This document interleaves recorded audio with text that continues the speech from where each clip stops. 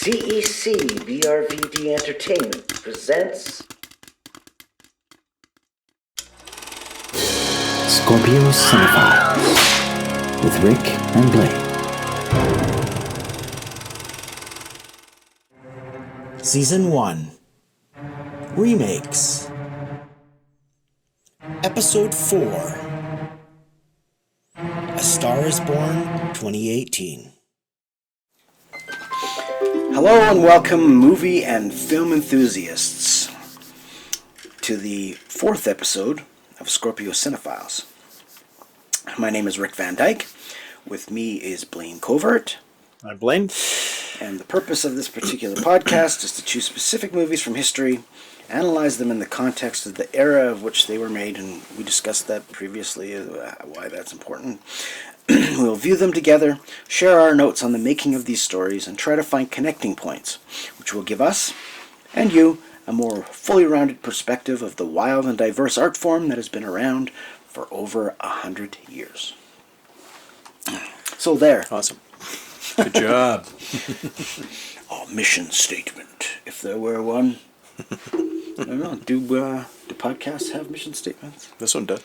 There we go. Maybe. Ours does. It does. So, anyways, this brings to an end our retrospective on the Stars Born. I don't know if you necessarily call it a franchise when it's really just a series of remakes, but Yeah. IP, I guess, is appropriate. And a few things that we can talk about in regards to, broad perspective of all the episodes. Yeah. So, we've time traveled, essentially, right? Yeah. I've gone all the way from 1937 to 2018. Yeah, right. Well, and then we'll go back to 1932. There you go. We had to make. We gotta go back, Marty. We gotta go back to the future. I was going to say, we gotta go back. We gotta fix something. We're not quite. Yeah, we haven't quite finished this off. This. We didn't know this Stars Born journey. Still a little bit left. Yeah, we didn't. We weren't aware of the sort of the proto Stars Born movie. Exactly. Yes. Yeah, which we'll discuss next episode. That's right. Yeah. So, going forward, after we talk about this one, we'll be watching the inspiration, if you were, for the Stars Born. What franchise. Price Hollywood? Right. What Price Hollywood? 1932. Yeah. Now, that was a score for you, right? Like, Well, I guess ultimately that we had no idea of its existence. Yeah, I just again, it's one of those things once I started looking around to try and find a copy, it's pretty hard to get in Canada. Of course, I had to order from the States, but yeah. Yep, looking forward to that one. So. And it's more than just the fashion and the. This is in relevance, of course, to what we're doing, which is remakes this season. Is that there's a consistent, even though each of the eras of whatever incarnation, in this case, A Star is Born, beyond the fashions, there's the politics of the time in the real world. I was going to say there you have the politics. And then you also have the Hollywood politics as well. Yeah, and that's changed over the years for sure. Right. Which was interesting because when we were doing the earlier episodes and the Hays Code and all that, and how you had sort of like a frame of reference, because hindsight's 20/20, right? Looking back on history, and you can kind of see, as we say, make connecting points. So it's been a fun journey. But beyond that, I was staying on topic, of course, to what we're doing right now, which is Stars Born specifically. Yeah. So this 2018 version. Last version so far. Now, my God, the performances. Yeah. The musical performances. Like, so much talent just dripping off this project. It's mind-boggling. Yeah, I mean the story's been done before, but which we've seen, but the chemistry with Lady Gaga and Bradley Cooper is really refreshing in this one. Mm-hmm. Yeah. And it feels genuine. It feels exactly. real. Yeah, it's they I mean we were kind of talking about that fact that Bradley Cooper, this is his directorial debut, and he had to kind of Produced it. I think he sang, but he wrote has to it, kind of directed it, got involved with all performed in those it, things. did the music. Yeah, he's Sounds like somebody else I know. yeah, sounds like Rick. But and he's and I think the singing. I think once he started working with Lady Gaga, I think that what I remember was that he felt that he had to kind of take it up a notch, right, and even work a little harder, and that was definitely evident. And his performance is extremely good. I mean, they're both amazing. Yeah, I think in this one, you have. And their characters, not only do they fall in love with each other, but I think they fall in love with each other's talent. Oh, for sure. And that wouldn't happen unless you had, two really talented people that make a movie, and they did it. They were really good. I mean, the performances in this is outstanding. Well, I mean, not only is it Bradley Cooper's directorial debut, but correct me if I'm wrong, but is it not Lady Gaga's debut as well? I think acting. For again, you've got a singer that is. I could be wrong. A capable singer, but definitely her performance. I'm not sure if she did something just prior to this, but I mean, this is really the. It's a full film that, and she does and then she, again, you've got a singer that is not really necessarily an actor, but does a performance that's very good and genuine. Yeah. Yeah. So they tried. I guess they were gonna. In 2011, Clint Eastwood was in talks to direct Beyonce in what would have been a third American remake of a film, A Star Is Born. Which would have been around the time. I think Cooper did. He worked with Eastwood on American Sniper, right? That's right. That's correct. But yeah, he wanted Bradley Cooper to play the male lead. So in a way, the project kind of leapfrogged Clint Eastwood, and Bradley Cooper just took the ball and kept running down the field, I guess. Yeah, exactly. Yeah. I guess a bunch of things happened. Beyonce got pregnant, and whatnot, and I guess at that time, when they were developing this story and this version of A Star Is Born, apparently they were going sort of with more of a modern inspiration.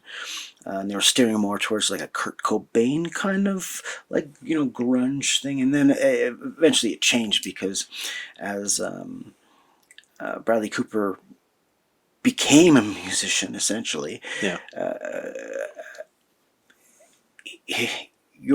do you say this? Your perspective of musicians changes once you become a musician. How about that? Yeah. Yeah, and it's a different kind of it's similar to the Chris Christopherson, but definitely different. He has more of a it's got a different kind of a rock tone to it. And we were talking we both said that all of the songs in this one felt like they were something that we had heard before. They were just really, really good songs. Oh, dynamite! And they were all written for the movie, and every song in the film is. There's not really a song in the film that I found that I was like, oh well, that's okay, but I think you mentioned something about with a pop sort of thing. Well, that's the only part. Yeah, I mean the only part I and again that's kind of there's a bit of a pull and tug between the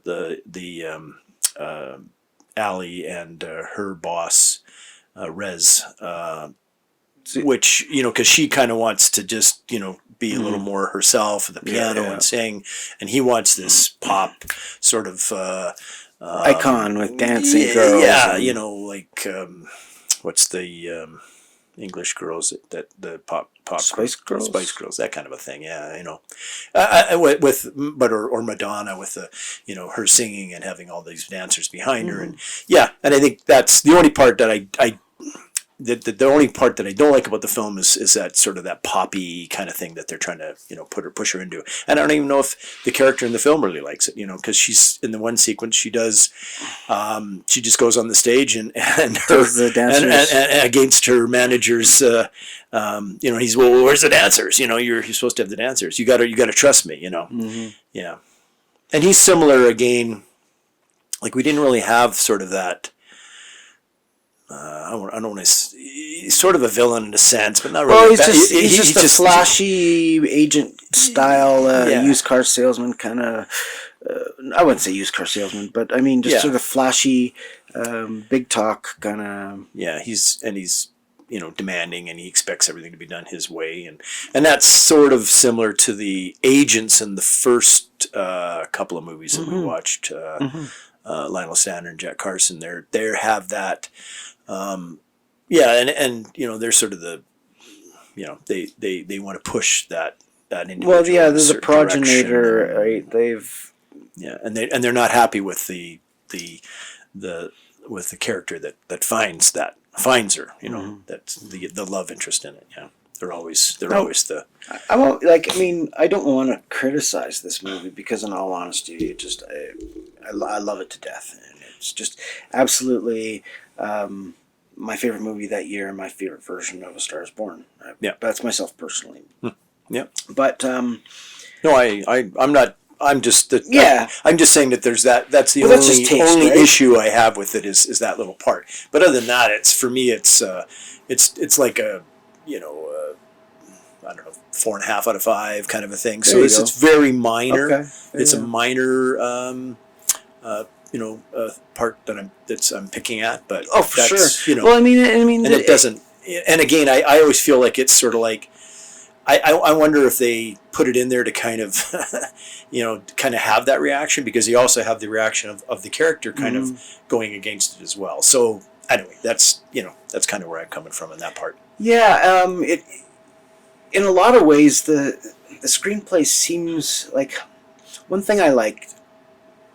Is that you remember how in the previous versions of A Star Is Born, and then you've got the small town girl, and she goes to Hollywood, and then once she's in the system, we kind of follow her as a character. She goes behind the scenes, and then you see like how the sets are built and what it's like backstage, and people, the sort of manic frenzy of a movie studio, right? Is everybody multiple productions are filming consecutively, and all this sort of commotion and.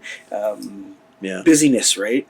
So in this, it's the same thing. She goes back stage of a concert, right? And it's the same thing. It's just instead of going behind the scene of the stage that they're filming a movie scene or a stage production or whatnot, is that it's on a stage, but a stage of another sort. Well, I think the other thing with this one is it's I like the meeting of Jack and Allie at the beginning, where he's gone to the he's had his concert, he gets in his limo, he's off from the concert, and the driver wants to take him back to the hotel, and he wants to stop for a drink somewhere. Anybody, I don't know the city too well, and they end up in a bar where they have female impersonators singing, and then he's he's kind of like.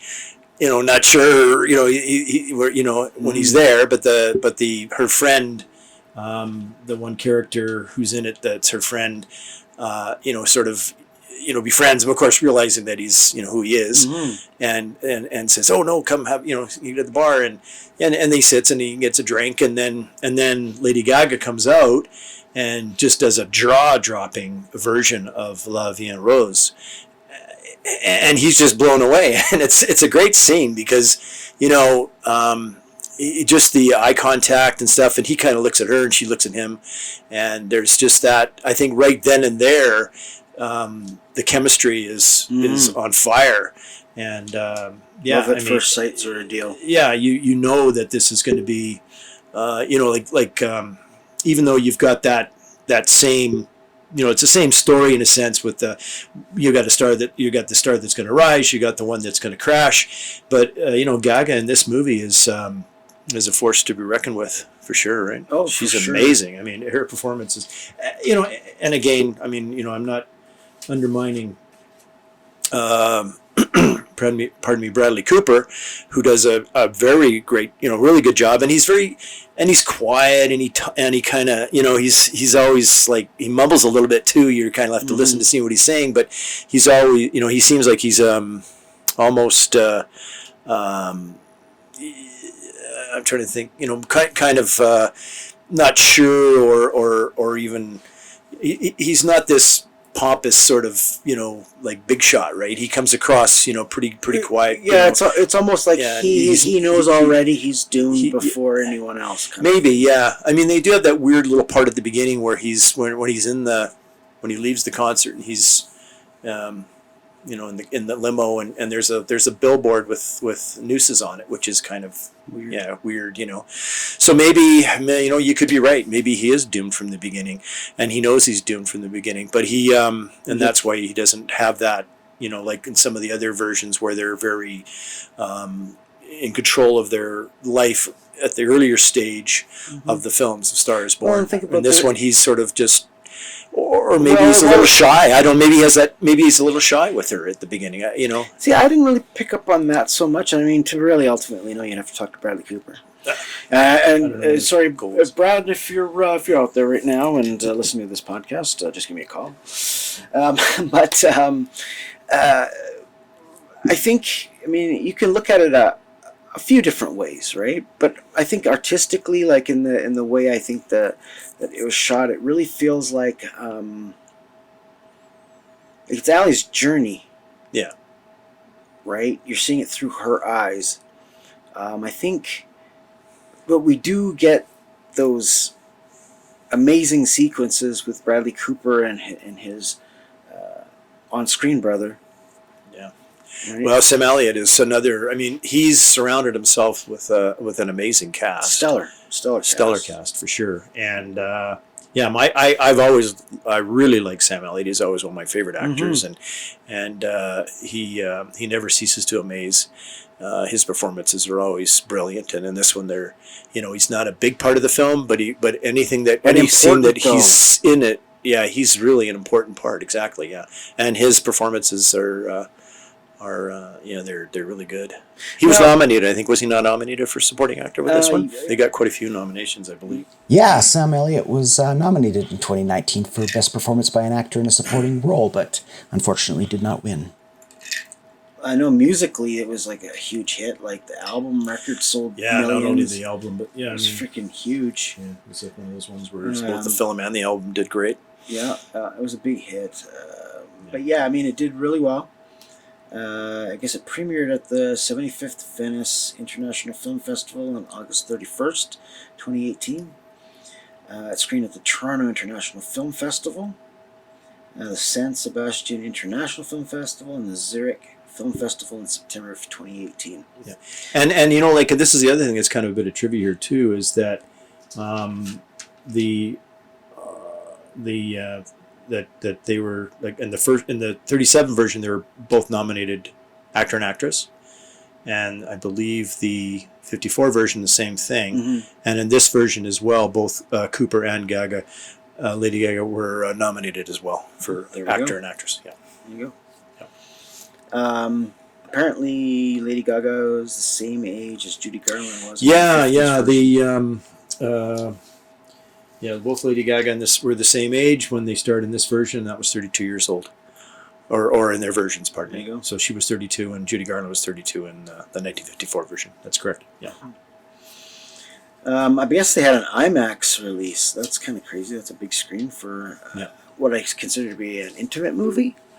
But I don't think, other than the concert sequences, is there really anything there that would take advantage of the scope of an IMAX screen? Well, I think it's. Yeah, I mean, we had a film at Paramount, U2 Rattle and Hum, which we did release in that was a live, 65 live format. Yeah, it's live, but I think in this one you do have some of those live concert scenes, which would have been, I think, in a 70mm format would be, I think, pretty cool. I guess it would. It's a big screen, and you get a little bit better sound with the 70, I think, too. But I mean, nowadays I think it's a little bit different. It's more digital. Back in the 80s, 70s, you had a better sound with the bigger prints. But I would have, Well, the thing I is would like to IMAX watch this in an IMAX format. Would be, yeah. I mean, it's certainly it'd be fun to watch for sure. I mean, that any of the performances on the stage would be worth watching that way. One thing that's kind of interesting is that on February 28th of 2019, the film was re-released in more than 1,150 U.S. theaters, and it had an additional 12 minutes of additional footage, known as the Special Encore Edition. Right. Which is interesting because usually, I mean, especially these days, movies generally you don't see director's cuts back in the theater. I mean, I wouldn't say director's cuts per se, but I mean, for want of a better term, it pretty much is, right? I mean, it's just a restoration of some sort of where the director had previously had. What was the date for 2019 that it was released? It was February 28th. 28. I wonder if they released it for, because I'm trying to remember. Academy Awards. Maybe. Yeah, you might have put it in for the Academy Awards as well, right? Because they do that where they bring movies back for the Academy Awards. That does make sense because that would have been in around that area because your award nominations come out in February, and But it did nothing to increase the attendance on the ratings of the Academy Awards. It's funny, well, it's sad. It's kind of like Elliott and those guys get passed up every. Well, they're talking now. I mean, this is rumor, of course, but that completely not having a televised version of the Academy Awards and just have it being like a private event sort of thing that you can like go on YouTube. And or everybody has to something. leave their phone at the front counter so that if somebody does slap somebody else, they can't film it. Exactly, they can edit it out, right? Exactly. National TV is a little harder to edit out, right? Yeah, for sure. Yeah. I mean, it would still. I mean, it's funny because correct me if I'm wrong, but didn't the Academy Awards start off on radio before? Well, they would have originally been on radio, but they're always, like you say, they were private ceremonies, and they would have had radio, and then they eventually got into the TV. But do you find that kind of funny? Well, I think it's. I just think that the award shows there's just not much viewership anymore, unfortunately. Do you think that's just due to the lack of engaging content? Because I don't want to say good or bad content because content is subjective, in all honesty. Because there's things I love, people hate, things that people love that I hate, and it's all subjective. It's all taste. It's art, right? So, in that respect, like what is in the zeitgeist? Why is it successful? Like, there's multiple cultural reasons why any property may succeed in its era versus any other era, or likewise. Are you talking about the success of the 2018 version? Yeah, exactly. I think that the 2018 version did well. Bradley Cooper is a pretty he's a pretty big star when he did it, of course. Mm-hmm. Lady Gaga, she was doing really well in the musical industry, so that was a plus. So I mean, I'm sure it wasn't a difficult movie for Warner Brothers to green light. They would have said, okay, especially from what I understand, But this was produced with Warner's and... Yeah, it was an MGM picture distributed by Warner Brothers.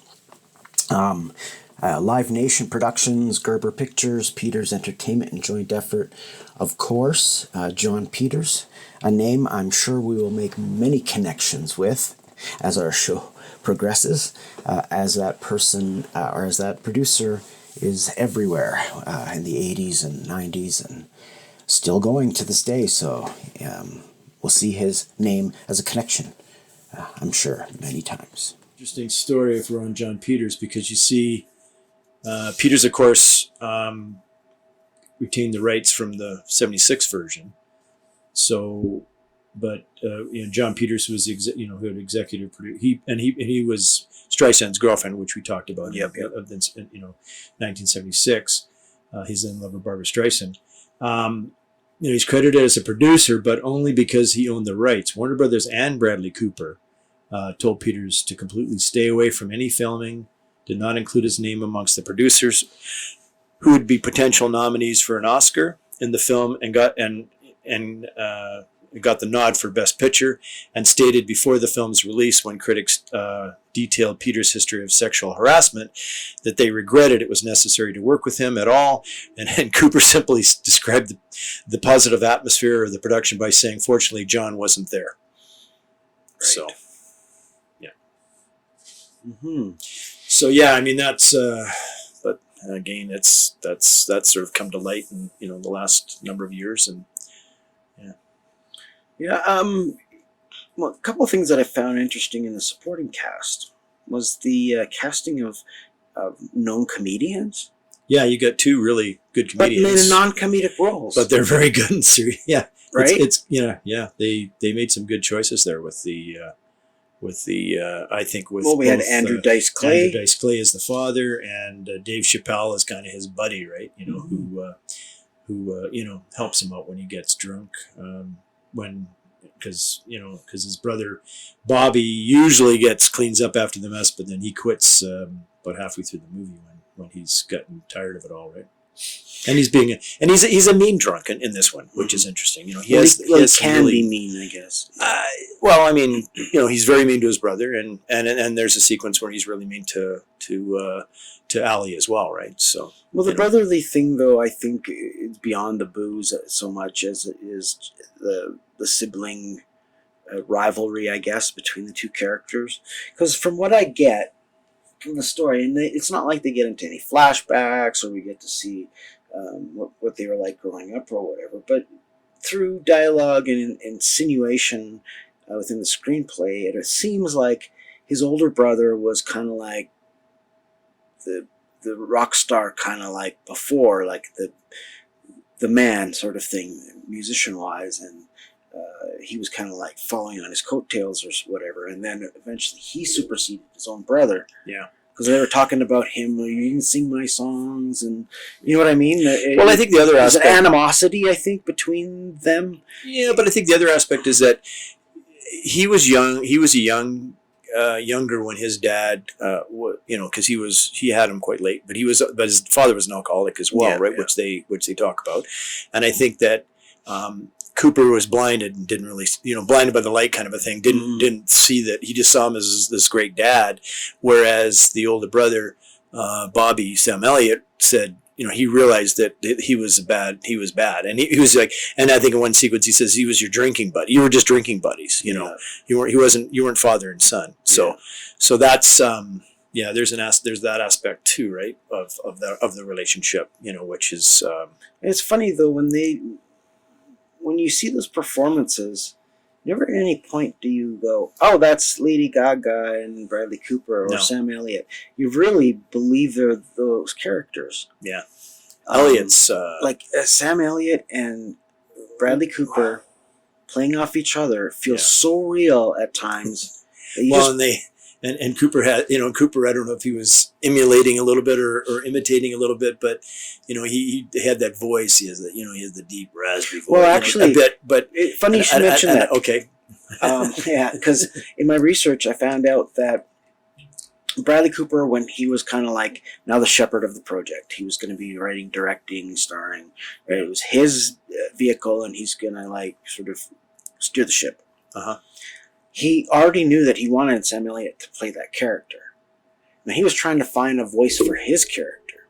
Because if you know anything about any of the roles that Bradley Cooper does, everything from Rocket Raccoon to whatever, they're so different from each other that, you know what I mean? Sort of that ability to metamorphosize. Yeah. He can definitely have a different voice for that character. He has a different right. He couldn't just be Bradley Cooper. He has to be that character, right? And he was looking for his voice, and then as soon as he got it in his head that Sam Elliott was going to play his brother, he imitated his voice. Oh, okay.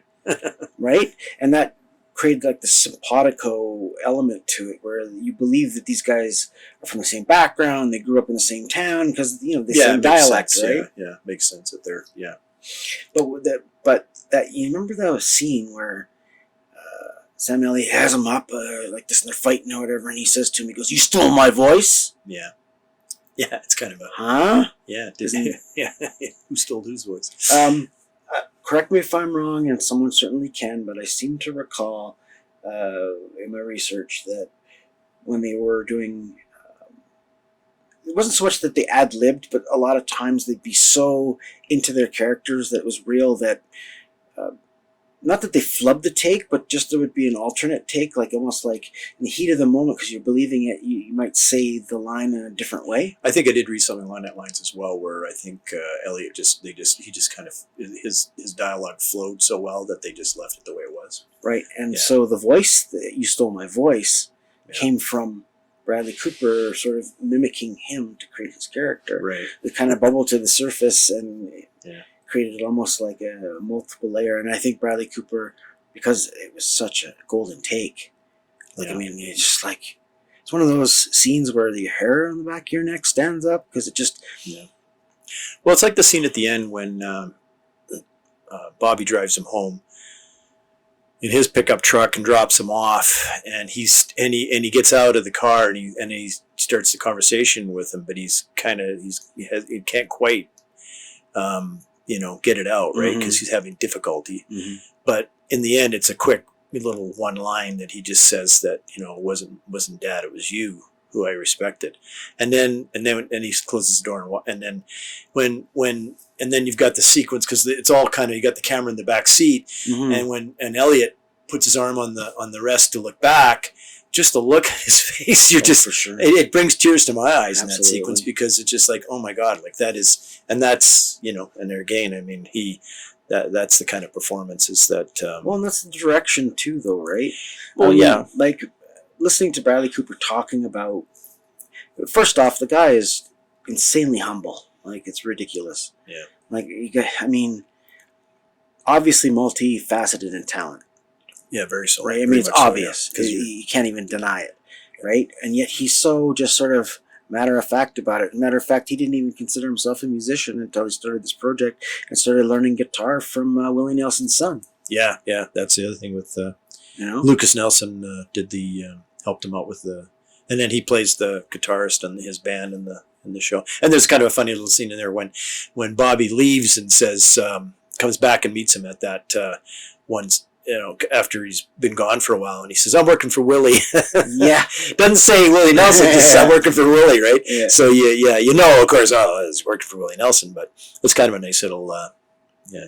And then you were telling me that there was a little bit of trivia involved with the one of the performances where they played it was Willie Nelson was playing at the same Oh yeah. venue, and they had to because they had to do these live performances during real concerts because they had to have all the audience there. Right? Exactly, and because obviously he had a connection because he learned how to play guitar from Willie Nelson's son. Yeah. They were able to sort of like not muscle in, I guess, the arranged for a portion of Willie Nelson's set to be given to Bradley Cooper to shoot musical sequence for A Star Is Born, and apparently it was really quick too, something like 10 minutes or something, like a one take kind of deal. Yeah. Which is kind of amazing because it seems so well rehearsed. Well, of course it's rehearsed. I mean, They would have practiced. Bradley Cooper's fucking probably has so many calluses on his fingers now from playing guitar, right? I mean, it's like you don't. Even if you're naturally talented, which he is, as a musician, it's still you have to learn, right? I mean, you either know or you don't know. And if he wants to play guitar in the picture, then he's got to learn to play guitar. I mean, you can always fake it. I've seen that done before. Like every time he goes to play guitar, the camera will just magically go to another portion of the musical performance. I've seen that, especially with piano and stuff. Well, yeah, I mean, he I think was it Lady Gaga that told him that we're not going to lip sync, you're going to sing. That is right. Yeah. Yeah. I think that was something, I read that, yeah. And the other thing was with Cooper, he filmed the scenes in Gluttony, Glastonbury Festival in 2017, just before Chris Christopherson had his performance, which is kind of cool, yeah. And after the Cooper's performance again, because he had to film in front of the whole the big audience, the actor then introduced Christopherson for when he came on. So it was kind of cool. Now, you had mentioned something like Barbara Streisand didn't like this version or something. Yeah, I heard there was an article that came out around the same time where she didn't care for the movie. She didn't feel that it not really too much information about why she didn't like it, but she just didn't like it. So anyway, whatever. It's what it is. Apparently, she did visit the set, though. Yeah, but I think when the film was released, there was a few articles that she had mentioned. They came out saying that she didn't like the movie. So, So Sam Elliott claimed that after he accepted the role of Bobby, Bradley Cooper revealed to him that he had already spent months of work with a dialect coach studying Elliott's voice as a model for Jackson, Maine. There you go. Well, I mean, he's got that voice. He used to sell. He's got that voice that can sell you a Ram. I was going to say he used to sell the Dodge Ram, right? So it's Dodge Ram. Yeah, he could. Every cowboy Still does it. Actually, I've heard that. I'm sure that's money in the bank. Those kind of things. So yeah. I mean, and he's like, he's attached to that, right? I mean, people, they expect his voice when that commercial comes on. Yeah. No, he's got that voice. It's ladies love that voice. They love that mustache. One thing, one thing we talked about before is about in terms of Bradley Cooper being a first-time director, was that one thing that you had said is you kind of have to surround yourself with a lot of talent to pull off a first-time directorial, just to take the dramatic load off of the piece, right? I mean, you're absolutely right, because no matter how brilliant you are, it's a team, right? Yeah. And it's not just a team behind the scenes, or behind the camera, but in front of the camera as well, right? Yeah. Well, yeah, and like we were saying, you've got Elliott, you've got Andrew Dice Clay, Chappelle, Ron Rifkin is a small role in the sequence in the when he goes to the Dryout Center, Alcoholic Center, rehab. I mean, just all small roles, but really recognizable and talented people. So yeah, definitely.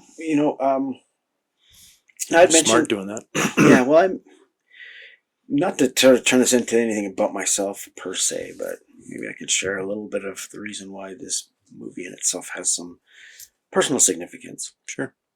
Now, as I was learning about the making of it, like, first off, I was interested that Star is Born, of course, the historical significance of the Hollywood IP and how it was being made and who's involved, and I became curious, and I was like, I didn't know Bradley Cooper was a musician, right? I just assumed that he was, and then, of course, you do your research and you realize he's almost like a born-again musician.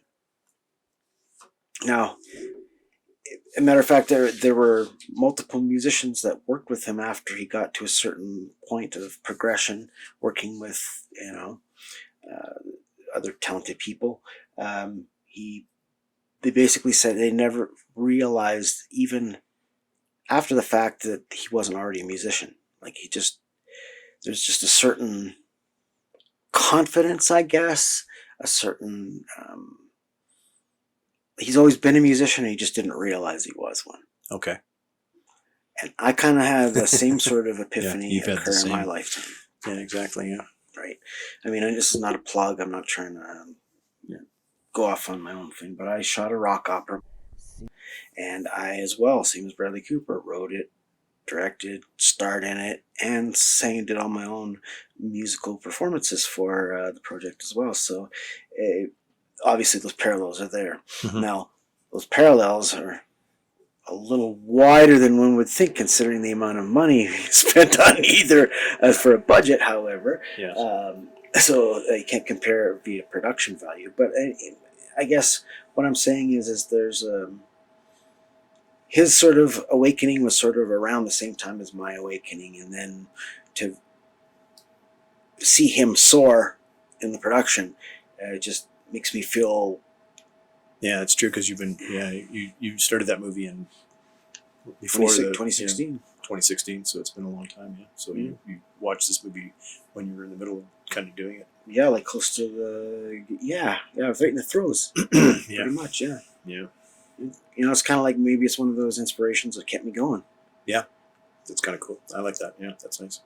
So with Cooper, I mean, again, we've kind of talked about this. Some of the characters, they are drinkers Mm-hmm. in real life as well.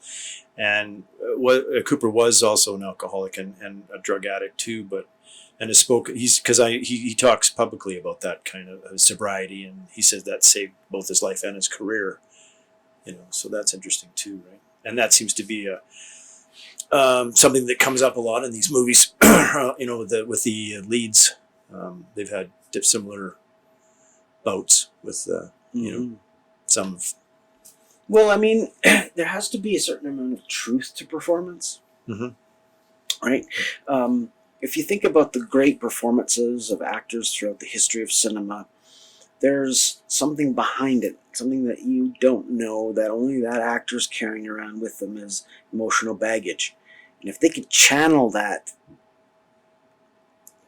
energy, negative or positive or whatever, into a performance, you're going to see truth. And once you see truth, it becomes a great performance. Mm-hmm. And in this particular instance, Lady Gaga herself said that she really felt like things like when they were saying, like she, as Ellie in the movie as the character, she says, I was told that I had too big of a nose, or I didn't fit the image or whatnot. And Lady Gaga went through that herself in real life. Based on reality, yeah. Right? Well, that's the thing that's nice. I think she's a great singer, and but Cooper holds his own in the singing. And their performances, I think in this movie allow the audience to feel like they know these folks and even care for them. You're taken backstage in more ways than one, you're right? just like you're kind of like you have feelings for these folks. I think you have feeling for this couple, right? Both of them. And that's why I think this one. I think the end is even more heart wrenching, than any of the other ones, because of those performances. You have those, as an audience, or myself personally, and I'm watching this, and like I said, I mean, you really feel for them, and when things start to go wrong or sideways, then you're like, you're invested. You're emotionally involved and invested with them, right? Yeah. So, and the end, this is I think the ending is, it's very touching. I mean, I love that they interwove her singing live and then him singing just with her at the piano. Mm-hmm. And that's that makes it even more, intimate, and for sure. And pass me the Kleenex, please. Yeah, no kidding. Because you know what? Well, yeah, I mean, you saw me. I was bawling my eyes out. Oh, I know. It's one of these movies where there's a few parts where you feel like, I mean, I it brings a tear to my eye every time like I say, when you see that sequence, the scene with Elliott and him, and when he turns around and you're like, oh, and then the ending, and there's a number of scenes throughout the film, and again, that's because their performances are so strong that you do feel for these people, right? Yeah, and that's the sign of good filmmaking, I think. Yeah, is when you go into it knowing full well the story. It's not like this has never been done before. Well, we know the story, but yet we get so enwrapped in the narrative, in the movie itself, that we almost forget. Isn't that amazing? Think about that for a minute. Yeah. We're taking something like, even ourselves. We've been doing this for 4 weeks now, and we've been watching these versions. Yet again, the last time I saw this movie would have been in the theaters, so that would, but I mean, again, even watching it today, those the emotions are there. I mean, that's the filmmaking Mm-hmm. and the performances. Well, the chemistry, You know, right? the chemistry between them, like The I three said, of is them, the three of them, very strong. Yeah. right? They say that the strongest geometric configuration is a triangle, right? Like a pyramid with it, whatever. But and even structurally in any sort of written work, the best sort of dramatic narratives is when you have three characters that work off each other, right? You usually have your hero, your villain, and then somebody that's sort of in between, or in this particular instance, lovers on either side, and then sort of like the third man out to be the sort of like sometimes they're the Jiminy Cricket of the story, sage advice and whatnot. Sometimes it's someone who's related to blood, like in this particular instance, Sam Elliott's character. But when the chemistry's there, you can take even a C level production and make it A level performance, right? Yeah. Right. But it doesn't matter how much money you pour into a project, if there's no chemistry, if those actors hate each other, or there's turmoil behind the scenes, or what have you, or they haven't spent enough time together to create a bond that would be believable on screen, the whole production suffers. And it doesn't matter how much money you pour into it. Yeah, no, you can see there are some movies where you can watch and you can see that you can tell that it doesn't gel. And other movies you watch, and the performance that they're getting along and they're enjoying, they're having fun. Or they like Emotionally working together, invested. emotionally invested, and then you see those kind of performances, and that's definitely what you get with this one for sure. Yeah. And it just goes to show too that sometimes an artist can be multifaceted and they don't even know it, right? Well, yeah, because you got Bradley Cooper ever- who becomes a musician, and you got Lady Gaga who becomes an actor. An actor, yeah, exactly, yeah, Right? Yeah, no, exactly, and they both excel in areas that they're not known for, right? Mm-hmm. Yeah, I mean, it doesn't hurt when the writer is the director, is the star, and in that particular instance, you can sort of like customize the story and the dialogue to more comfortably fit the person who's portraying. So, I mean, just making it a little closer, Allie, a little closer to Lady Gaga, because from what I understand, Lady Gaga did start off singing in cabarets and women impersonator shows and whatnot. So female impersonators. It's putting a little bit of the reality into it that makes it not only more believable to the audience, but to the actor themselves, because they've been there, they know it. It's they've experienced it in real life, right? Yeah.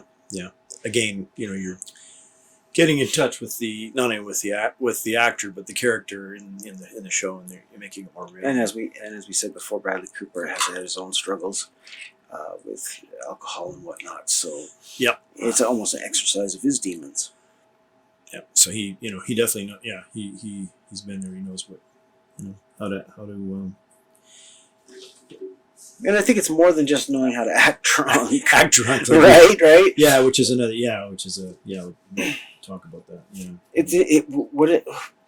He put something in. What did he put something in his eyes or something, so that he always looked like he was like always wasted? Yeah, to make him red or something. Yeah, it was like your vapor rub or something. Yeah, vapor. Yeah, probably vapor. Something which like would do that. it for me for sure, because you have that like your that minty flavor or minty smell. Hyper menthol. Yeah. Yeah. That's gonna definitely make your eyes water. You look like shit. Yeah. So when Bradley Cooper was helming the project and he needed to find his alley, it wasn't like he just said automatically, well, Lady Gaga is the person to go with.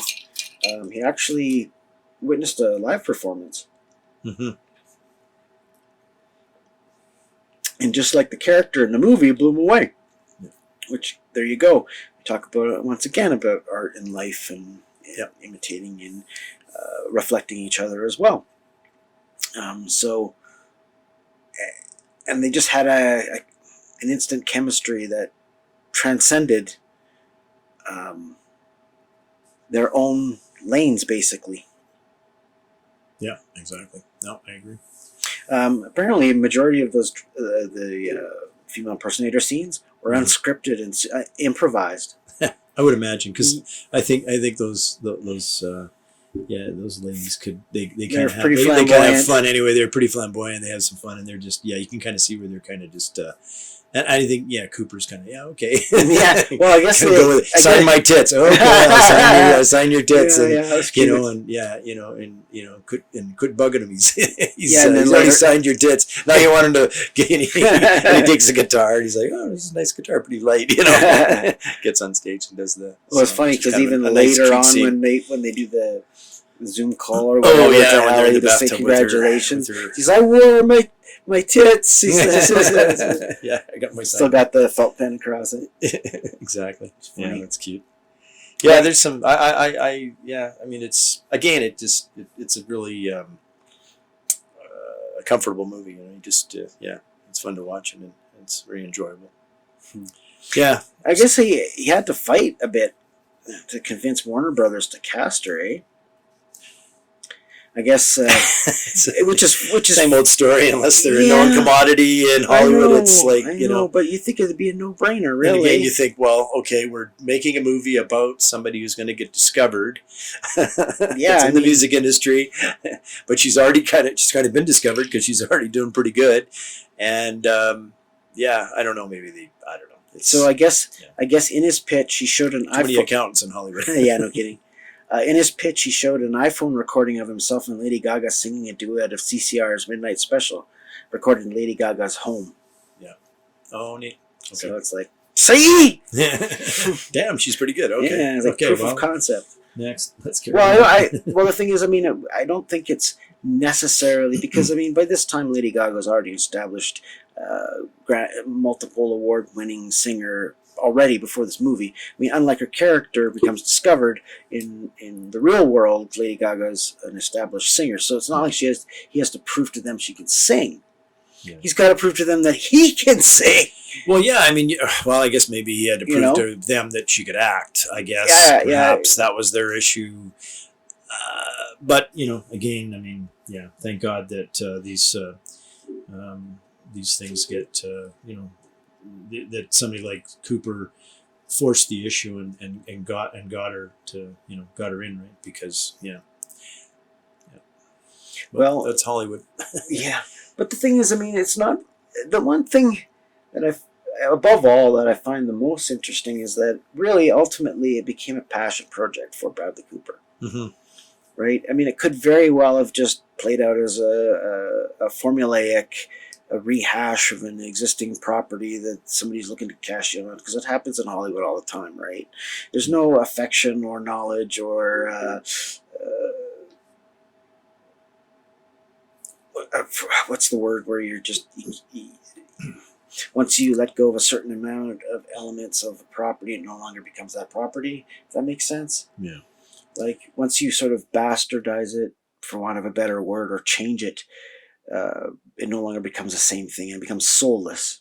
Yeah. Right? So in Hollywood, you don't very rarely see passion projects anymore. Something where someone just like lovingly crafted this thing from nothing. Yeah. You know what I mean? Well, he took something that people knew about, but he made it refreshing and new. Like, you felt like this was a new film that you just watch. You're like, you don't feel like it's another Star is Born. It wasn't like that at all. But the thing is, there's also, what do they call that? Cultural amnesia, right? It's like, well, no, it's like sometimes things are gone for so long that most people, not aficionados like ourselves. Well, I think you're right. They forget about things. Yeah, I get it. Yeah, you've got or they're young enough that they never heard of it between them. But you're still going to have an audience, like an older audience that's going to see this one that probably saw the first one. Talk to any millennial. Grab any millennial on the street and you say to them, "Hey, you heard of A Star is Born?" They go, "Yeah, it's a really good Lady Gaga movie. Oh yeah, cool. Did you know it was actually the third remake?" Yeah, no, I get that And they'd part. be like, what? Huh? What? Yeah, I get the but I'm just saying there's still some audience that went to see this movie that probably had seen the Oh, yes, of course. the 76 version, because you have older audience that goes to the movies too. Oh, for sure. But yeah, I know, I agree with if you asked somebody young, they wouldn't be too familiar with the unless they watched it on TV or something like that, the Christopherson and Streisand version. Yeah. Yeah. And in regards to being the first movie for Bradley Cooper, I guess he wanted to be director before he got into acting, and then that was the thing that happened before the other thing could happen. Right. And I guess he'd worked with Steven Spielberg and Clint Eastwood, and got their advice. And once he decided this was going to be his thing, and I guess persistence landed him in the project. Yep.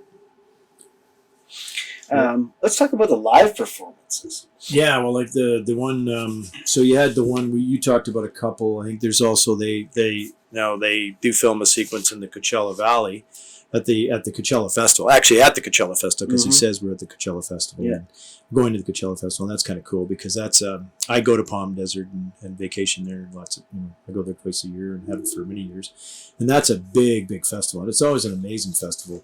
And so I guess when Lady Gaga did that, she performed when they did that sequence. She was the first female performer to headline Coachella in 10 years. Wow. In 2017, yeah. And that's something. Who was before that? Do you know? 10 years before that, I have no idea who was there. Who was there 10 Well, and years that's the thing, before? because Coachella is very specific to like rock and indie scenes. I think it was more indie kind of rock. But right? So I guess I'm trying to think who maybe that would be. I don't know. Maybe Alanis Morissette. No, that would be a negatory. Alanis Morissette, late 90s. That just goes to show how old I am. So the former headliners was twice by Bjork. It was, and that would have made her, Lady Gaga, being the third female headliner. Then after that, in 2018, Beyonce. 2019, Ariana Grande. And 2020, Billie Eilish. There you go. Okay. But I can continue talking on here, though. Sure. So they filmed scenes on the pyramid stage of Glastonbury Festival. I think you had mentioned that. Yeah, that's the one where Right before he Chris introduced, Christopherson's performance, yeah. He introduced Christopherson, yep. Um, Because he was playing at that festival.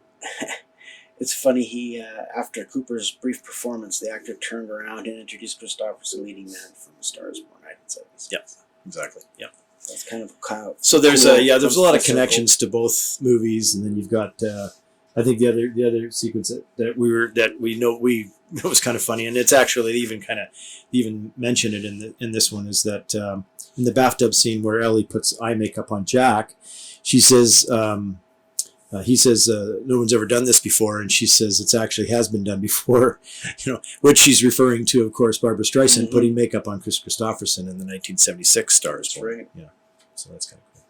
Yeah, it's kind of a little nod. So they make a little, and then the other part, you got her at the beginning when she walks out of her the restaurant. I guess she's kind of in a restaurant. Really, I think that's probably where she's asked to take out the garbage, and then when she's going up the ramp, she's singing "Somewhere Over the Rainbow," at the opening verses from "Somewhere Over the Rainbow," and that, of course, you've got the connection there between Judy Garland. Judy Garland from the 54 version, exactly. Yeah. So there's some nice little touches like that. Yeah. And apparently there was a scene actually that I don't know if they had that in when you watched the DVD. And did they have deleted scenes at all, or on that, mine didn't, version? I think, No? but Okay. but I don't have the Blu-ray though either. So Because apparently there was a deleted scene, which was an overt homage to Judy Garland again. Jackson gives Allie a pair of ruby slippers.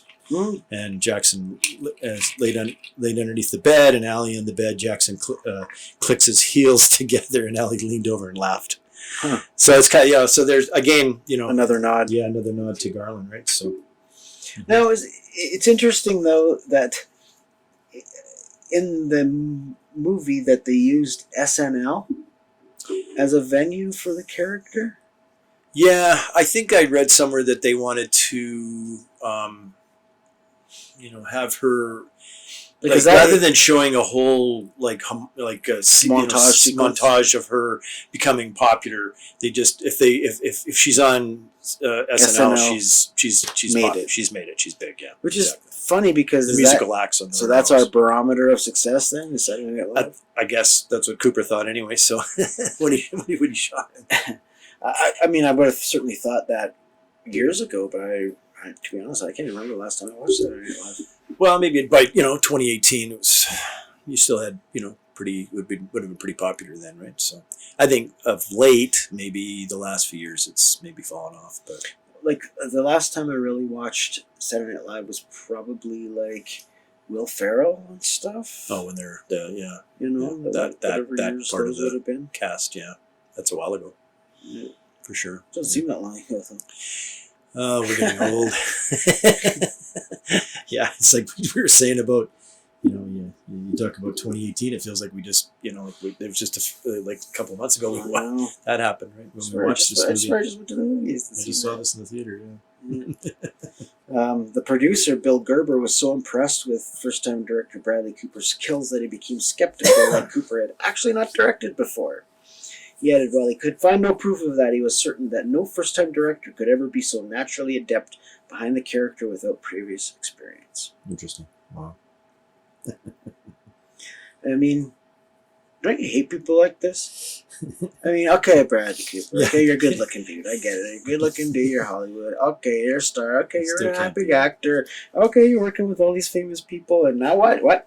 You can actually direct you can, as well. Now you're a brilliant director and singer, and it's like, get out of here. Just get out of here. I don't want to see you. Yeah. No. And that's just straight jealousy, of course, because no one should be allowed to be that talented. It's inhuman. They're mutants. Mutants, I tell you. But yeah, I mean, what a great job. I mean, congratulations, Bradley Cooper. I mean, I'm sure he's gotten all the accolades and all that already. It's been a few years or whatnot. But retroactively, I mean, I really seriously want to give him a huge congratulations. Yeah, he'll never hear this, of course, but I mean, to the ether, I guess. Yeah. It's like sometimes I go to the movie, and if I really like it, I'll clap at the end. Yeah. Sometimes people will actually join in too, and then kind of like then it peters out because a lot of people go, "That's weird." Right? It's only a movie; it's not a stage play. Exactly. Everybody gets up and claps and stands up, and you're like, but some movies you watch and it's so good that you're like, why shouldn't we clap and stand up? And they do it a lot of the, I'm sure when they screen in Venice or you're saying those kind of screenings, they do that. They do get up and clap and stand and give an ovation and clap. Yeah. So, it's interesting. But in this particular instance, it was the case for me. Like, I saw it at the theater, the movie ended, and I just publicly clapped. And you know what? I didn't give a crap what anybody thinks. Who cares? It's just my... You liked it. Yeah. and it deserves applause, and I'm going to give it. It deserves applause for sure. Whether they hear it or not. Yeah. So... there's another part I was going to talk about, because now we've talked about this. Of course, unfortunately, all these movies have a suicide at the end, and this one, again, the character in this one, Rez, played by Rafi Gavrin, kind of has he goes to the house, and that's after, of course, Cooper's gone to the clinic, or the Betty Ford Center kind of thing. Rehabilitation center. Anyway, and then he just kind of again lambastes him and tells him that stay away and yada yada, and you're horrible, you're bad for her. And again, that kind of just pushes him over the edge. He's kind of going through that. Like we were saying, the one sequence where he tells her father, he goes, "Yeah, you got a hell of a vinyl collection here, Andrew Dice Clay," and he goes, "Yeah, just take whatever you want, man."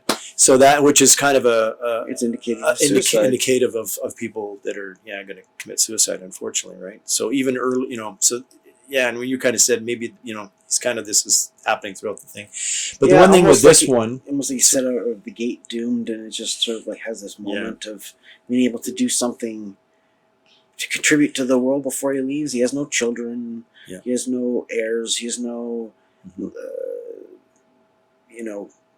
genetic legacy, so to speak. Like, he almost progenites her. He gives birth to her. Yeah. The star is born.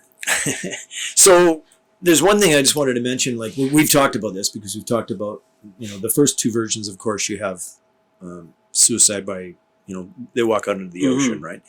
And then you have the Chris Christopherson one, which may or may not be suicide. It's ambiguous.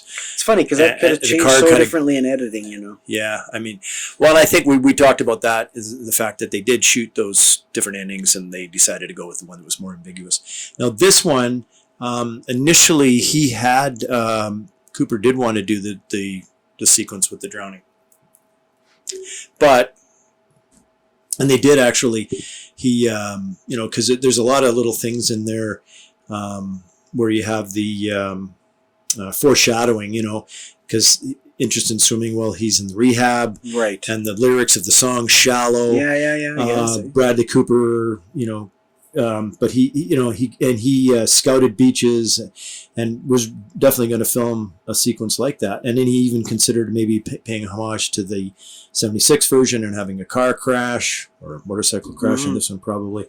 And then, however, just before they were to go to location, Cooper had a vision of a suicide in the garage and hanging himself in the garage. So that's what he came up with, which was a different kind of an ending. Mm-hmm. I mean, it's a than what we've seen. I mean, I guess not to be macabre or anything, but it is a visually striking way to go from a dramatic standpoint, right? That's why the gallows were always a big part of movies over time, because it's a very strong visual, and especially like you said with the foreshadowing and the sign with the three nooses or whatever. Yeah, just the very, very, very beginning, right when he comes out of the concert, he's in the. It's just a quick scene when they're driving in the back of the limo and you see just this billboard, Well, it just goes to show the foresight, right? You can always tell when a screenplay is like sort of thrown together really quickly, right? Because it doesn't have the advantage of a really strong rewrite, where kind of all the plot threads come full circle, like mini arcs for characters and such, things to just give it a sort of a satisfying conclusion. I'm sure you've seen movies where it's like, oh, it was really good up until the third act and then it's just shit the bed. No. Or like even that. the opposite, right? Where the movie just takes forever to get going. You just want to turn the thing off, and then all of a sudden they're off to the races, right? Yeah. Movies can have pacing issues for multiple reasons. Which is not this movie. It's exceptionally well paced. There's no car chases. There's no, you know what I mean? Like big set pieces that can kind of eat up time. It's strictly music Music and just great character development. Personal interactions between the characters within those musical performances. Yeah. Well, the dialogue was really good too. I think the dialogue's great. Performances are great. And it's a fairly long movie, but again, it doesn't feel long. Doesn't feel long at all. Yeah, I agree. I mean, it's just like, you're kind of and I like all the musical numbers in this one. Like I say, I think they're all really. The songs and everything are very good, and they they're like we were both saying that the songs were. When I first saw it, I just assumed that these were already written songs that they were just using like covers or whatever.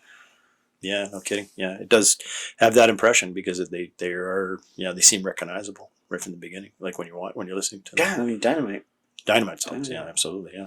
As a matter of fact, beyond the movie itself, didn't the album win a bunch of awards as well?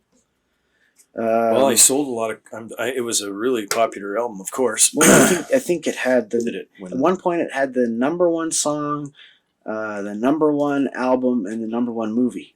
Yeah, that's saying a lot, really. Yeah. Well, and then the other similarity, of course, between 76 and this version is that Streisand wrote the song that she the Oscar-winning song, and then in this one, of course, Lady Gaga wrote and co-wrote and performed the Oscar-winning song in this movie, "Shallow." Right? You know, it's funny. Like we kept saying we kept saying Willie Nelson's son, and never actually Lucas Wilson. Right, exactly. We never. I just realized Lucas Nelson. Sorry. Yeah, we never. Willie, I mean, he is a person. He's not just Willie Nelson. I think we did say Lucas. Did we? Okay. Yeah, we did cover that. Okay. Yeah, Lucas, and then but then we also said there was the part where Bobby says working for Willie, which is cute. Yeah, nice little nod. Yeah. Thanks, Willie, for letting us muscle in on your performance. Yeah. Well, my son's with you guys. I guess I'll let it happen. yeah, exactly. I just know somebody who might be able to grease the wheels. Yeah. But yeah, I mean, that's the thing too, right? I mean, it's that suspension of disbelief. If they were lip syncing the music, we wouldn't believe it. Let's just say these are honest performances. There's a certain amount of truth.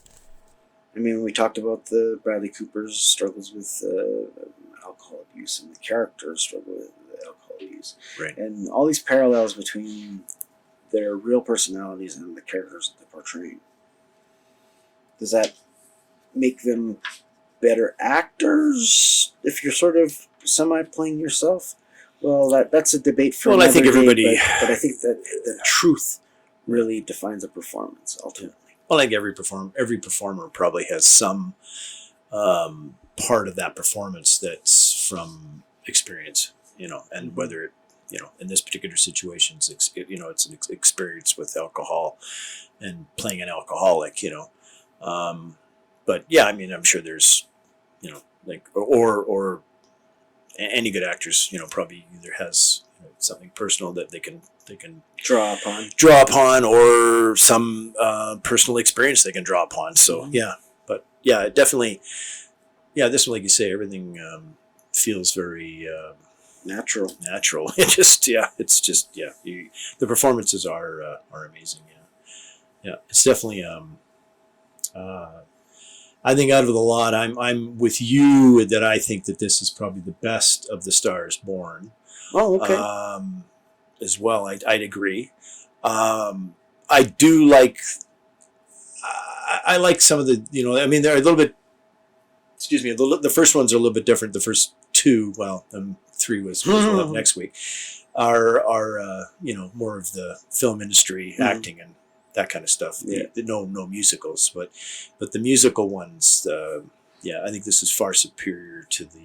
I like the 76 version, but I like them all, really. I like them all, but I think this is definitely heads above the 76 version in my books anyway. Yeah, and I think a lot of that has to do once again with chemistry, like we talked about before, right? I don't. Well, we talked about the 76 and version. Nobody liked each other. Nobody got along on that one, right? That set was a disaster because the director didn't get along because Barbara Streisand didn't get along, and Chris Christopherson, he said it was like going to boot camp. So basically, it was not a fun ride, right? So maybe that's that's another reason why it's a good movie, but I think there's certain aspects of they're all good, but I think this one is far superior. Yep. Mm-hmm. Both on technical level, as well as on a dramatic level. Yeah. That's not to detract from any of the previous versions as multifaceted performances. I mean, this IP is not has not attracted the best talent. You know what I'm saying? Did that make sense? What I said? Probably not. IP. Sorry. It has never not attracted talent. Like it's not like there's ever been a version of Stars Born that hasn't had the best. Working on it. The project or the story or they've always had top-notch actors and actors on all the and screenplays. And the screenplays were all good too, right? And they all had they all, when it came to the song, you had, out of the last three, which are dealing with songs, each song was nominated. The music and the lyrics were was in the 54 version was The Man That Got Away, and that was Harold Arlen and Ira Gershwin. That was nominated. Star is Born, of course, evergreen. You know, Barbara Streisand, yep. Paul Williams, another great, For great sure. We writer talked for about songs. You know, Phantom of the Paradise. You know, some really cool stuff. And then this one, Star is Born, Shallow, was written by. Oh, that song, man! I tell you, every time I hear it, it makes me cry. It doesn't matter whether I'm in the car, whether I'm watching the movie, even when she's singing a cappella in the parking lot. I guess probably part of it's knowing where the story's going, of course. The significance it plays later becomes almost the theme for the whole movie in a way. Yeah, exactly. Yeah. It's so heartful that it just touches my heart. Well, and I think it's the visual. You've been you get wrapped up in this movie, and once you've seen it, you and then you listen to the song. You visually or mentally remember the sequences in the film, and that can bring a tear to your eye for sure. And I just want to say this, since we're going on the internets, I want to get full disclosure, and I'm going to say that I'm a 54-year-old cis white male, and God damn it, I love Lady Gaga. No, she's amazing. Yeah, you like her a lot, and I like her too. I mean, she's she's had a cool story, and she's and some of the things that she went through in real life, they kind of play and have a nod to it in this movie, pardon me. And and she's had some cool duets, Tony Bennett and things like that, which I really find her. Yeah, I think she's a real from what I can tell, she seems really down to earth and genuine, which is nice, and I'm glad that she's done well. She deserves it. In a way, she's almost a real life Bletchet. Yeah. Esther Bletchet. You know what I mean? Ellie in this one, but yeah. I mean, but yeah, you've got those. But in real life, they always have those. The names of the characters were always. She went through that personal journey herself. Yeah. Right. Yeah. This is the only one that out of the ones we've watched where Norman was in the first three, the name for the male. And this one you don't have Norman at all. Yeah. There's just you got Jack, and then the other thing I think was well they said the reason why they didn't use Esther was because nobody calls anyone Esther anymore. Nobody calls Esther anymore, right? So yeah, so you had Esther in the 37, 54, and 76 version, but now no, you can't. Esther's not a familiar name. For no, I would say not. I'd say not. That's funny, but. Man, she's such a sweetheart, and you get to see her. Like, I understand, that in scenes where it looks like the actors aren't wearing makeup, that they're wearing makeup to look like they're not wearing makeup. If that makes any sense. Yeah. But to see her naked, and not in the sexual sense, but naked in the makeup sense, because you think of Lady Gaga as this great performance artist, and you see the rock videos, and it's like super flamboyant, and the makeup and the colors and the costumes and all that, and then you almost like deconstruct her in this movie, and you kind of see what's Lady Gaga's real name? First off, let's go there, because that's interesting as well, because it's funny that I'm a fan of Lady Gaga, but I can never remember her real name for some reason. They changed her name, you mean? Yeah, exactly. Exactly. That never happens, is it? We'll do Mama, Dada, Vada, Gaga, Gaga, Lady Gaga. Let's go with that. Go Lady Gaga. Rhyme it. But it was a huge success, hey? Both critically and commercially. Made almost 500 million, didn't it? Grossed over 436. 436 million. That's for The investment was, what was the budget was 39 million or something like that? Yeah, it was very modest, which is surprising once again these days. Yeah, 36 million. Yeah, so pretty close. If the studios could just make more $36 million movies, they'd make more profit. Yeah. Make more. We have to make a $300 million movie, so we have to make $600 million just to break even. And we only have one property, so you better watch it. Yeah. So you got to spend so much on advertising to guarantee you got so many people going to the thing. Hope that no one knows, or that the first sort of like reviews out of the gate aren't going to doom you. So they put gag orders a lot of times, right? Well, they're like, "Oh, we know this is going to bomb, so we put a gag they order until the day it opens." And they don't never invite reviewers, right? And then they see it on the Friday, and then they get a bad review on the Saturday or the Sunday paper. But funny. But 8 nominations for this thing at the 91st Academy Awards. Among them, Best Picture, Best Actor, Best Actress, and Best Supporting Actor for Sam Elliott. Yeah. Won Best Original Song for Shallow, which is well deserved. Of course. Yeah. Which all of them have done pretty much. Also earned 5 nominations at the 76th Golden Globe Awards, including Best Motion Picture, Drama, and 1 Best Original Song once again for Shallow. Right. The soundtrack sold over 6 million copies worldwide and received a total of 4 Grammy Awards out of 7 nominations, including nominations for Song of the Year 2 years in a row. Its lead singer, Shallow, is one of the world's best-selling singles of all time. Wow. For her acting and soundtrack contributions on The Star is Born, Lady Gaga became the first woman in history to win an Academy Award, Grammy Award, BAFTA Award, and Golden Globe Award in one single year. Yeah, for the song. Right. That's cool. That's amazing. Mm-hmm. And they never get an award to Elliott. Damn. I know, right? Sam couldn't win an award. The guy's getting up there. Come on, man. You should have gave it to him. Yeah, crappy.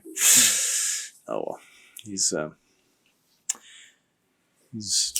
good actor. It's sad that he doesn't get some recognition, but who cares? Everybody likes him. Yeah, true that. Yeah, the audience likes him.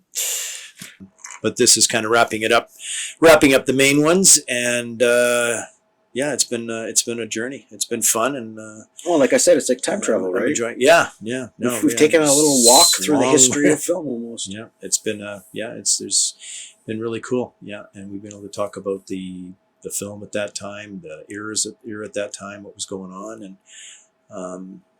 it's been fun. It's been good. Boy, the Depression seemed to go on forever, didn't it? Holy mackerel! Yeah. We first couple, for sure. Now, in regards to like, just for a moment, like Hollywood in comparison to now, and Hollywood compared to then.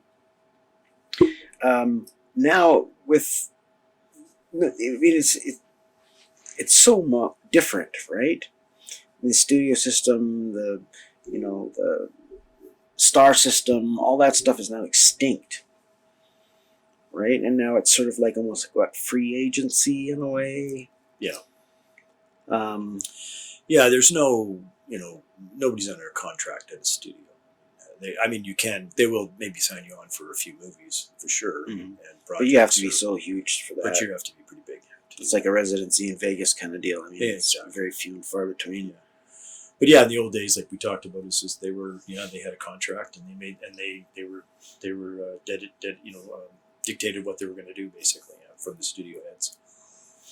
Yeah. It kind of makes you wonder, though. I mean, if inevitably we're going to get another 20 years, another Star is Born, like what's it going to be like next time? Are they going to just go, hey, maybe we should just go like the original and go back to being an actor instead of a singer kind of thing? Because like, where do you go from here? I mean, it's kind of like the bar is kind of so high now. I was just going to say, with this version of Star is Born, I think you've definitely hit that bar. Peaked. You've got that high pretty. Yeah, that bar's pretty high. It's peaked pretty good. Yeah. So I don't know if there's going to be. So in 20 years, if anyone will try it at some point, maybe.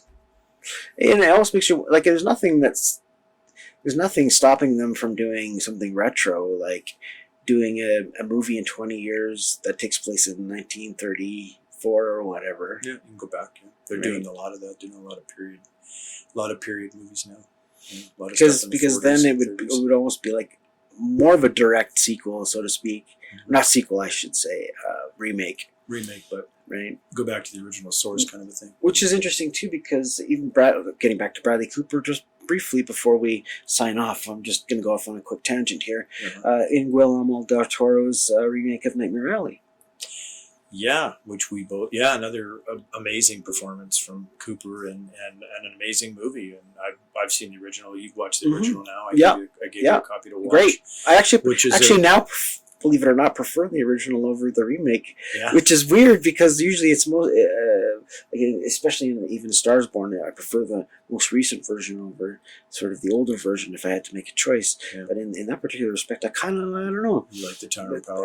I'd never seen the original, so it really gave me I don't know, it just feels more,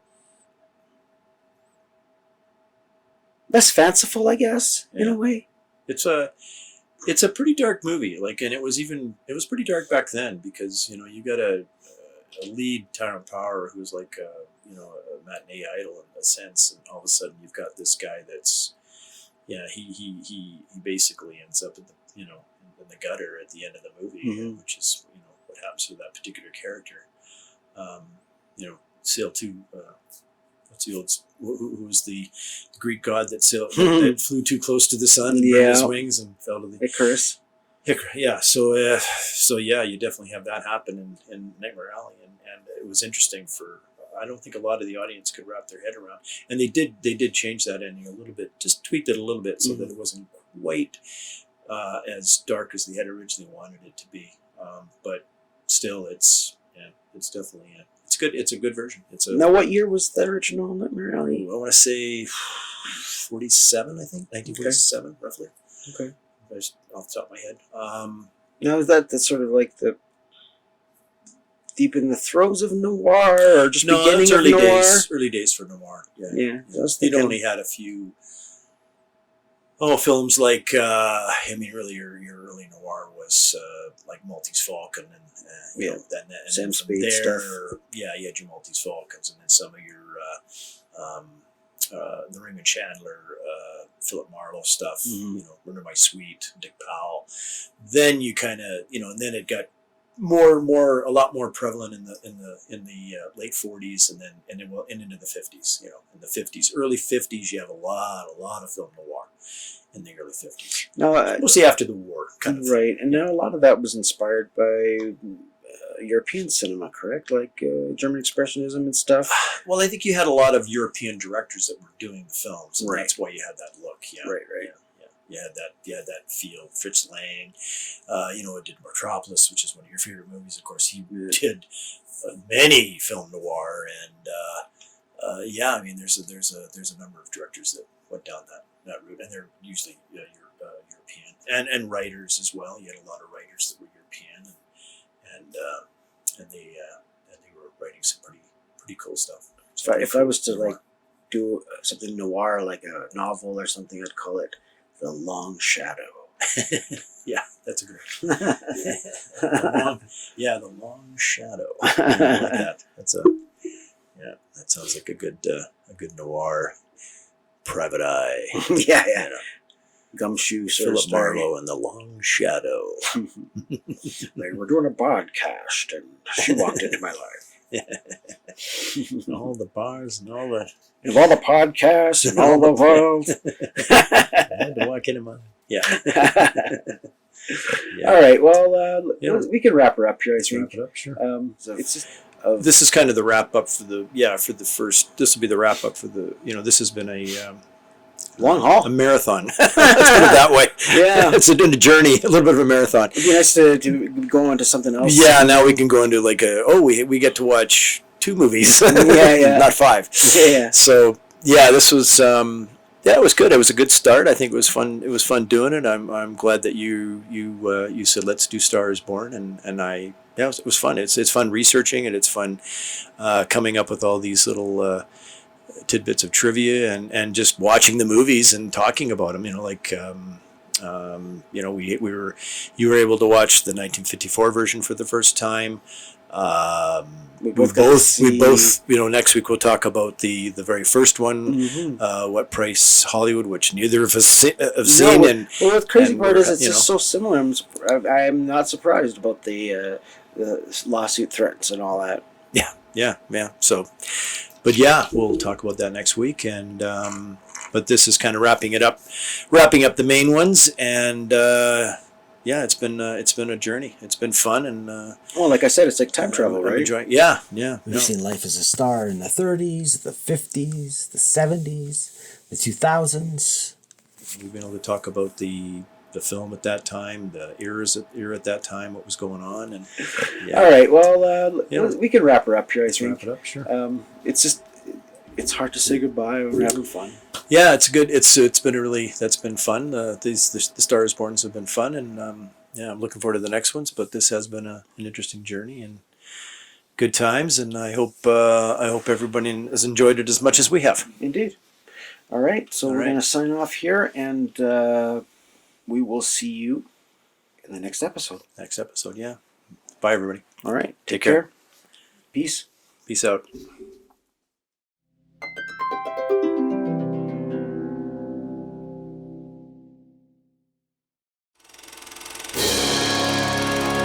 The end of this episode.